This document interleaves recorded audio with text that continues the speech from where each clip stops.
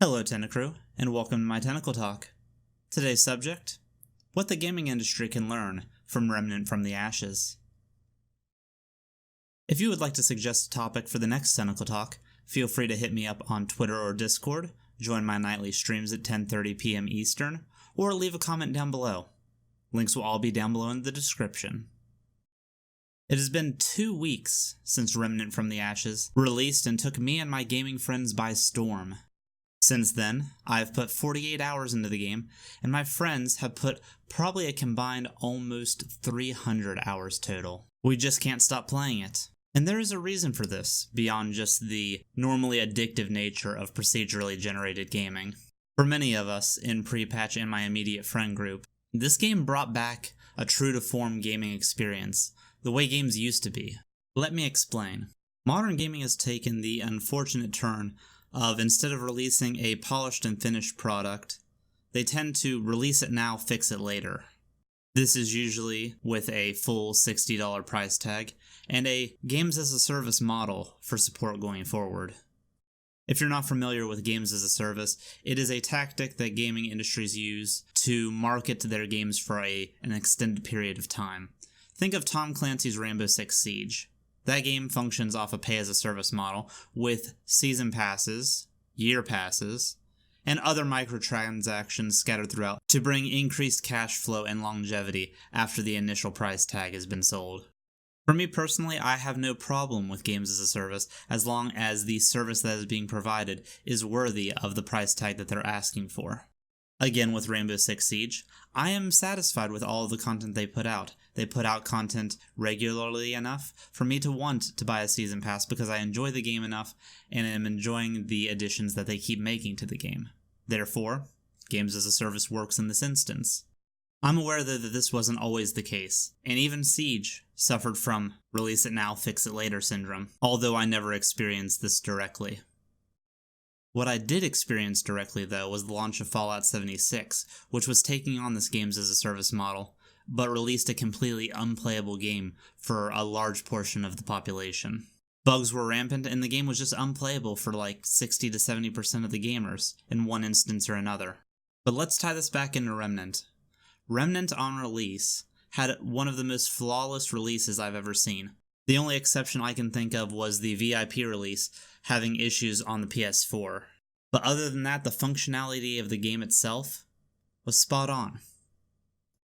Remnant is not running off a games as a service model, but it's also not asking for a $60 price tag up front, boasting only a merely $40 price tag at launch, with its first DLC promised to be free, and promises of support going as up to 7 worlds by the end of the game's lifespan. In my mind, this means 3 major DLCs releasing worlds, which will probably have price tags onto them, either $5 to $10 if I had to guess. As well as probably several smaller updates, adding new bosses to old worlds, adding new weapons, new enemy varieties, and new tiles for you to experience so that the procedural generation stays fresh for the entire lifespan of the game. We've seen this a few times before with procedurally generated games.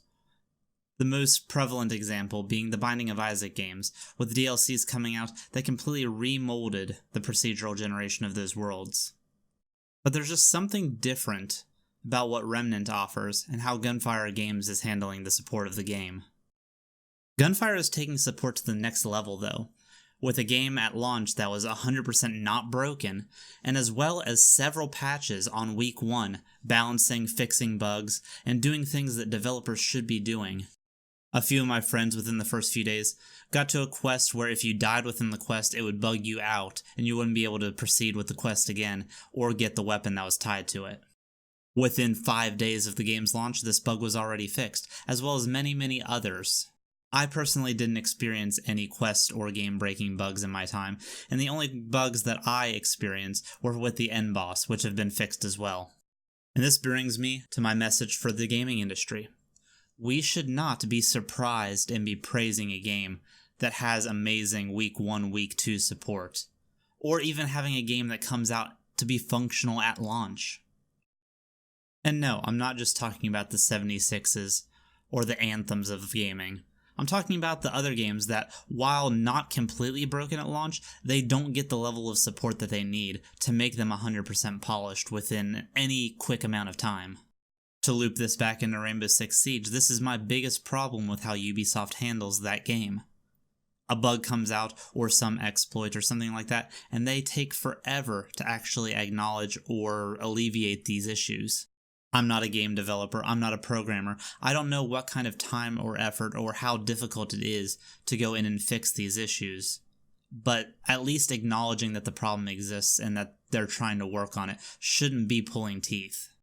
For a non-AAA game to come out with a $40 price tag, and have more support than AAA, Ubisoft, EA, any of these developers, it blows my mind, and it blows everybody that I've talked to's mind. Again, we should not be surprised or be praising a company for actually being active in supporting their game in a quickly and timely manner. This was one of the things that shot Fortnite to the top of the gaming world and beat out PUBG and the other BRs that were coming to the scene. Fortnite was able to go in, add something or change something, gauge player response within the first few days to a week, and if it wasn't good, they weren't afraid to pull it out. Nothing that they put into the game they saw as an asset that they worked so hard for that would be wasted if they removed it or reworked it. They valued gamers over what they were doing. And with this stream of support that Remnant has already seen from their devs, I have no doubts that any content that they put forward will also be of the same quality and the same speed that they've been doing patches. So please take note, big gaming studios. A small team has released an amazing product, and they've been supporting it because they want the people who are enjoying it to continue enjoying it for years to come. They don't want to have to wait for fixes that make a game playable.